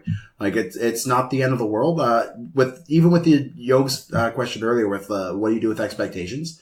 The expectation is to have fun and listen to and create a story. Sometimes the story doesn't go as well as the guy who doesn't go the way the guy who's running the monsters thinks it will. Yeah. So that's that. Yeah. I always have a set of not so random encounters good to go, because encounters can go for up to 2 hours. Depending on what the encounter is, and you're absolutely right, Dan. From that encounter, you can find a way to steer back, or not even necessarily steer back. Even kind of go the long way around. I don't think I mentioned this, and Graham was in this session. I had a party decide to go in a direction I was not expecting. So what I did was I dropped a bunch of homebrew monsters called ashlings on them. And then as they were fighting the ashlings, this ogre came through the woods and started fighting them. And this ogre had a skull on its hip that had all these intricate little carvings and everything. You just pulled all this out of your ass. I just pulled all this out of my butt. I was just like, I need to pull them back on the path. And the MacGuffin was going to be this skull with all the with all the carvings and stuff on it. So they did the battle, found out that the ashlings were just dirty kobolds, which I loved. But, they find the skull and they're like, what's this skull? And it became their sole focus for 3 or 4 sessions, was trying to figure out what this skull was. And they would constantly bring it up and be like, yeah, I know we're trying to kill Bargle, but what's this skull, Dan? And I'm like, I still haven't figured that out. Yeah. No one has cast Identify yet. Literally no one has. We're going to wait until someone does. We're going to wait. So just drop a MacGuffin to pull them back. Yeah, you can always have a quick go-to side quest. You know what? We talked about Lady Tiefling a few weeks ago. Yep. She dropped a post today about Loot the Minotaur. Did you see that? Yeah. And she had a great one on there, which is a glass orb. Yeah. If you touch it, you're transported off to a labyrinth. And I remembered that. It's interesting this question came up. I was like, that would be so good if everyone was going off the rails, that you would loot a body, come across this thing, boom, there's your 3-hour side quest while you figure your lives out and get yourself back on. And it clearly didn't seem like I pulled it out my ass. So, yeah. The other thing that I would say is it depends, how your session 0 went. Yeah. If you sat down and talked to them and said, hey, we're going to do a really rough and gritty campaign across the plains fighting orcs. You're going to lose limbs. It's going to be dark and depressing. And then someone decides to show up with a flamboyant bard who's just like, who's a pixie bard who's just over there doing his own stuff. You can say to your player, you're allowed to break out and be like, the fuck? Mm-hmm. The fuck? Right? We had an agreement, right? In session 0, you can play this guy now, but he's going to go through a hell of a transformation, and I'm going to target him for 3 episodes. I'm not going to kill him. I'm going to give him some horrid shit to deal with to bring him to the same level as everyone else. For sure. He's going full Joaquin Phoenix Joker. Yeah. At the end of this. But I mean, conversely, so looking forward to that movie. Conversely, if you're doing a really light and fluffy, we're just going to hack at Goblins campaign, and you have the edgelord in the corner, you can turn to them and be like, look, we all know that you want to be freaking Strider for the first session, but we got shit to do, man. Yeah. Like, we're all on the same page over here. Be a part of the party. Yeah. Right? And we agreed on this. Yeah. So if your session 0 has kind of a social, like a spoken agreement, pull that out and just be like, hey, look, and spank your players with it. Pull that social contract out. Just, don't fly by the seat of their pants. Remove their pants and spank them. Yeah. Spank the players. Yes. I agree. That will be the sound clip we pull out. That's going to be the sound clip we pull out. Dan, do you agree? Why would we pull that out? That's a great... No, not pull it out as in remove it, as in like put that up on a pedestal so that everyone hears you telling everyone to spank their players. Oh yeah, we absolutely spank your players. If you would like to watch me spank Dan, please contact him at Oscar_the_orc. Those are with K's. Absolutely. And if anyone's pulling anything out, it's going to be me. So there we go. While I spank children. Dan. Yes? Hey, look, it's my turn. I'm going to do it. I'm going to roll a dice. See, because you were talking about soundbite, but my joke was... Yeah, no, I got it. Look, a white dice, and it's a 9. To my dick. You don't get to read your own thing. Here. Matty Yango. I'm going to say it again wrong. I got this guy twice now. We're getting some repeats here. He asks, how do you keep track of the economy as a whole? I know the guide has many options, but from the sheer freedom of this game, like you can pull goblin teeth or something and then redeem it at like a general store, right? It means that there are countless items making things hard. I'm planning a nautical campaign, so I'm thinking ships and economy will be an added difficulty. How do I handle this? Is anyone keeping track of the Canadian economy these days? That's the big question, really. It is about as useful as a D&D bag of gold, where everyone just kind of carries it around, but nobody gives a fuck, right? I don't know, man. Like I do this terribly. Like building an economy around your sessions. Like I admittedly, I just do poorly. I give way too much gold and way too much magic items. I'm okay with my party feeling like they are the wealthiest people in the room and actually being the wealthiest people in the room. I'm okay with that. I'm okay with showering them with shiny new magic items or whatnot and giving them more than they can handle.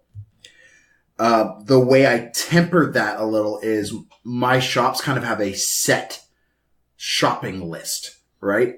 And you're not going to find a +5 Forple sword in random podunk nowhere, in the general store there. You're just not. You're going to find farming supplies and climbing kits. And you might find a old beat up loot, as in a guitar. But that's it, right? Like, just try to make sense of what your stores have available. If you're doing a nautical campaign like you say you are, when they make it to that port town, remember, port towns are there and they exist for the, distribution and, selling of trade goods and goods so port towns are always more wealthy. There's always a magic shop. There's always these other things. But have set magic item lists or have set lists for your city and bring them up as they go. And try to make the game more about, like, your party's going to get wealthy. I'm okay with it. I just roll with it.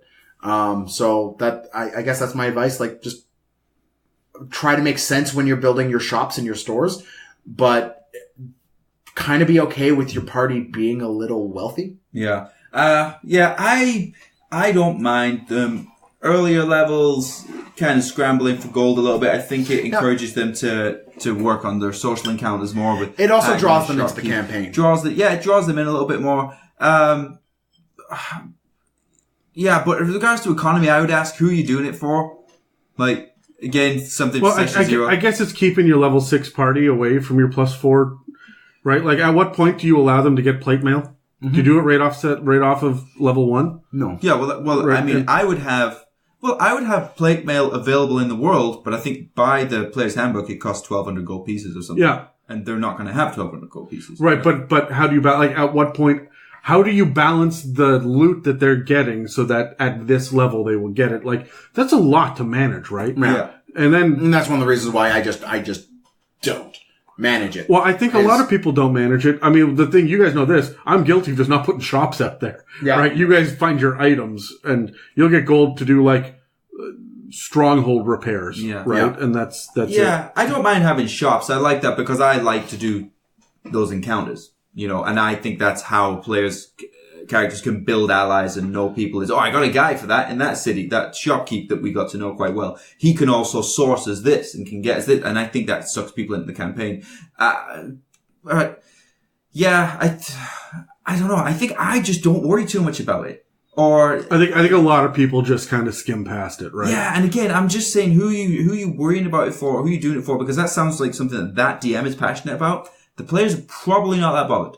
You know, they're really not. I got two things. One, Matt Colville just did an episode. He's doing the Chain of Akron right now, and it's absolutely fantastic. I listen to his campaign diaries. I don't watch them live, but he talks in it about how he has this giant city, but in order for you to buy magic items, you have to go to curators. And you have to be invited in to be able to shop at their shop. That's really cool. I like that. Yeah. So you get like tickets or invitations in order to go, and you walk in and you don't say, I want, how many wands of polymorph do you have? You say, this is what I'm looking for, and they will come up with, well, we have this or this. I can't get that. You're going to have to wait a little while. I can source that out from a nearby town. And then maybe get back to you later. Yeah. And so there's a lot of that. So maybe you could get invited to like a secret auction type thing as well. Yeah, for sure. So that's really cool. So that's how he did it. A secret auction. Yeah, because like these, okay, let's talk about like these amazing items, this crazy staff or sword or whatever. They're not just going to be in the shop. Yeah. They're not on the front window with a tag hanging Just look behind the 10-foot poles over there, you'll find that +3 magic sword. Like, it's not going to be there. It makes perfect sense that you would have to go to a specialty place, get invited to it, get in with the group. But at the same time, there will be occasionally, you know that, we're all old, so the idea of walking into a record store or a CD store or something like that. I am 31, Dan. We are all old. So when you walk into the store, there would always be that one. Old, man. I am not old. You're older than me. Yeah, but you have kids, so you're aged 3 years per kid. Yeah. You are not wrong. I do not feel You are not wrong. No, but there would be like that glass case that has like, this is the leather jacket that Lou Reed wore once, right? Like, they have those kind of things. Yeah. I think your random general store might have that item. It's like, oh, this is a, tooth off a dragon that flew over the town once. And it's a magical item. It's a dragon's tooth. I always like the idea, too, that you pick it up and you get it home and you just cast Identify to be like, all right, what is this? And it was just carved out of an elephant tusk, right? Yeah, yeah. So, anyways, so he has this, he sent us a private message about it, and I sniped this before you guys get a handle on it, and I gave him actual advice that I thought about for like a day. Yep. So I figured this is probably good for everybody, so I'm just going to read it out if that's okay. Yeah. Cool. Yeah. Point 1, different shops and towns should have different economies and value things differently. If your characters are flush with money, just make shit more expensive at the bigger town, right? Mm-hmm. Like, point 2, do they already have too much, gold? Give them lots of non-monetary consumable utility rewards, like potions that help in social encounters, wands with limited charges of detection and protection, and single-use magic items. The party will feel like they're being rewarded without causing too much imbalance. Allow the party to buy a lot, and then a few sessions later, threaten their gear and force them to choose what they really want to keep. If you have the main antagonist do this, they'll hate him and not you as the DM. So I've done this more than once. I've stolen your stuff more than once, Terry. Yeah. Establish early that riches come and riches go. Gift them a ship in session 1, sink it in session 3. Amen, brother. Yeah, then tell them all from a meta perspective that you're willing to give them anything they want, but also take it away, so use your items early and often. You keep on telling me to do that, and I keep on not doing it. Yes, I agree with that wholeheartedly. If they're too rich, force them to pay for stabling or mooring and upkeep and NPC mercenaries. When they become poor, allow them to use their social graces to get deals, discounts, and charities. Yeah, I love it. Yeah. I also like a good bounty as well. Yeah. Why are these murder hobos not being tracked by anything? Why is there not a reward for their heads? Why are their images not planted around that everyone in town is going, we get to keep all of their stuff and get rewarded 10,000 gold pieces if we kill that is wizard. literally the subplot in my Tuesday group. Yeah. Yeah. If you want to give a lot of GP, tell them in session 0 that they can buy lots of buildings and establishments in a port city, maybe even some guilds of low-level NPCs eventually. This will give them ties to a home and a pit to sink money into. The businesses won't give extra income, but they will give fame. Mm-hmm. And that's actually something we never talk about in D&D, right, is reputation. Yeah. And the last thing that I said was don't be afraid to add lots of pirates and bandits for random encounters and encourage them to bury treasure for safekeeping. But they have to record where on a map, and then they have to protect the maps. Yeah. Don't give bags of holding if you're going to do this. Right? Yeah. So I also like put it in a bank. Right? Yeah. So it's in a vault. You can't just get it. You got to go back and get it. I think the bag of holding, now in a campaign, if you're a DM or a group that isn't going to enjoy this type of challenge that much, which I would. I like a sense of realism in my fantasy campaigns. The bag of holding just solves all problems, right? And so all of these things just don't become a problem. Yeah. It's a bag of holding, and you have to know what's in there to get it out. Oh, well, shit. Now we don't have to worry about anything ever again. I think it's overused too much. Write this down, Dan. No more bag of holding. No Why don't more you have a bag pen? of holding. He pretended to write. I've got the pen. I'm writing down. Okay. No more You're actually bag writing on my table. shut up, Dan. Holding. Write this down as well. 2 other things I've been thinking about. Yeah. Why do we drive on parkways? You did but not park just on write driveways? holding. Yeah, bag of holding. I did. I misspelled like every other word, but that was it. Okay, look. Dan, roll a die. Sorry. That was me. That's okay. Oh, that was you? Oh, it's me. I'll go. Try red. Natural 20. There it is. All right, hold on. I'm going to read it. At Efren.Mohajiri. I'm sorry already. We'll put it in the show notes. Put it. Wants to know how do you make players RP? Oh, that's a big keyword right there. You see that? Yeah. You said that. whips.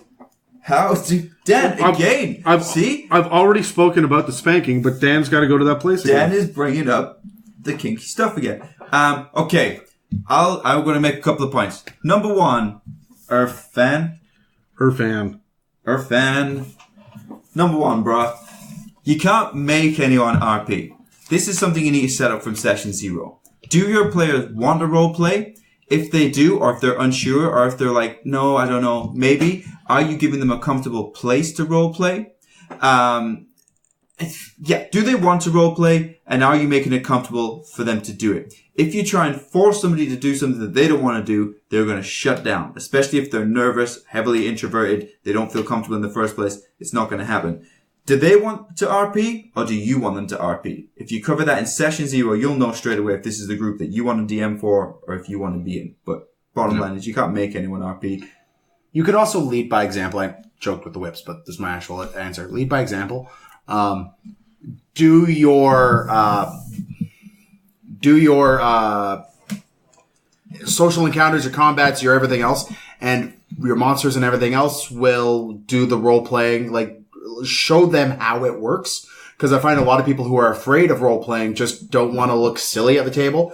And if you give them an example of what it looks like and why it's not silly to do it, then they will be able to break out of that hole that they have and shield that they've wrapped around themselves and try it out and like reward the little attempts. Even like if they're trying to do a persuade and they use a character voice for the first time, make the persuade a little easier, like make it a little bit more successful. Like you could fudge the numbers a little bit in that sense, just to encourage them and reward them for role playing. I just want to further what you're saying. Sorry, I just want to further what you're saying because what you're saying there really is that nobody wants to be the weird one at the table. Yeah. But if you're just RPing, if you're just doing it as the DM, and you're not doing that thing where like, hey, no, it's okay. Hey, just try it. No, it's totally fine. When you say that, you think you're helping. But what you're actually saying is, hey, everybody's watching you do this, okay? Don't worry about it. Everybody's just watching you. Mm-hmm. But if you just do it, and if you just act normal, and if you just act like it's not a thing, they will realize it's not a thing and they'll do it. Yeah, exactly. Or will be more likely to do it. Yeah. I actually, my group that I've been playing with for 20 plus years, we don't do a lot of heavy role play. There's a couple of us that do, but for the most part, we're fairly mechanics heavy as sessions. And it wasn't really until I joined your guys' group where it was very role play heavy that I started to really fall in love with the process of becoming the character. Yeah. And then 10 sessions in, I had to stop playing that one guy that I fell in love with and start a new one. And I was like, oh. So, you knew you were getting into. I knew what I was getting into. I just didn't realize it would really grip me as much. And since then, man, like, I love this side of the game, and it's definitely my more favorite side now. And it's because I joined a group where, it was heavily used. Yeah. Sitting across the table from Sir Titus Huckridge and watching him argue with Boar again was brilliant, right? And then like watching their reaction to one of the players coming back to life and appearing, and really Redzu had just showed up, and here's Eveline showing up as well, and everyone's all like, thanks for the help, Paladin. Monk, you're here! And like this established character showing up out of nowhere, and like the interactions there were just absolutely incredible. Like, there's legitimate excitement. Yeah. There's legitimate passion to it. Yeah. Right? And because everyone else was role-playing, it allowed you to do it. Yeah, exactly. I don't know. My answer would be threaten them with the purple saxophone. Are you ever going to tell us what that is? I'll show you. No. I want a written description with no pictures. There's something lost in just a description. It's more about the feeling. It's and both the emotion and the sensation. Right? So it's if I had to describe, do you guys go on tangents when it's my turn to roll the dice intentionally? If I had to describe the purple saxophone through interpretive music, it would sound like this. That's fairly accurate. I wish that we could get everyone involved in that one thing. Like when it's only one voice. When honestly, if you're doing the purple saxophone correctly, you need about 9 people. You do need about 9 people. So we need almost like a chorus of voices doing it. Oh. You guys can't see no careless whisper. No, you stop the careless whispering. You stop the careless whispering and, what is it? You got mail? And I'm never gonna dance again. Guilty feet have got no rhythm. What's the next bit? Though it's easy to pretend, I know you're not a fool, Dan. So this has been our second mailbag episode. I'm incredibly uncomfortable right now. Should have known better than He's still going. A friend. All right, wait. He's going to be our outro. He's like directing this at me. So that's been our mailbag episode. Thanks very much for tuning in. Send us more questions. We do this once every few months. Yeah. And we would absolutely love to have you giving us more to talk about. Whether it is more about role-playing, mechanics, Dan's sexual preferences, whatever it is, let us know and we will happily conjecture about it. Look, we like Dungeons and Dragons, but we're also real people. And we just like talking to you out there more than just Graham. Graham, we love you. But we like the rest of you as well. But I just want to say one more time for everybody, we do have this contest running. So let us know. Now that you've listened to this god-awful shit for the last too many hours, what is Dan, what is Terry, what am I, when it comes to the races, the classes, the backgrounds, the spells, and the monsters? Let us know, send us messages, and post in the comments below, send us an email, whatever you need to do. DM us directly. We will vote, and we will be sending out at least an unpainted Mimic Mini. Oh, yeah. Right? So, like, the I think there's 2 in the package for Nolzur's Marvelous Miniatures, Yeah, right? I'll sing to you as well. Yeah. Terry will make a little theme song for you. You can put it on your outgoing message for your voicemail. Yeah, take requests.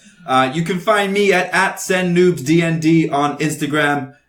And you can find me at Oscar_the_orc. And those are with Ks. And I'm always amazed that Rusty Styrofoam is the easiest one out of the 3. You should change it to Rusty Trombone after the purple saxophone. No, that would be lewd.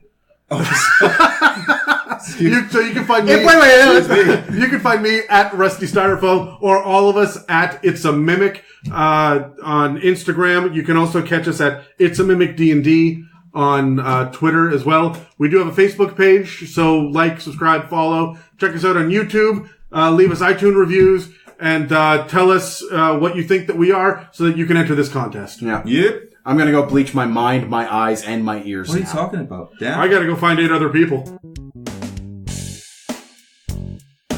Thank you for listening to It's a Mimic. Check us out online at itsamimic.com or on Facebook, Instagram, and Twitter. Have questions you would like answered by the guys on the show? Send them an email to itsamimic@gmail.com. Tune in every Tuesday for more. Sex bomb, you're my sex bomb. You can give it to me when I need to be turned on. Come on, Dan, work with me. No.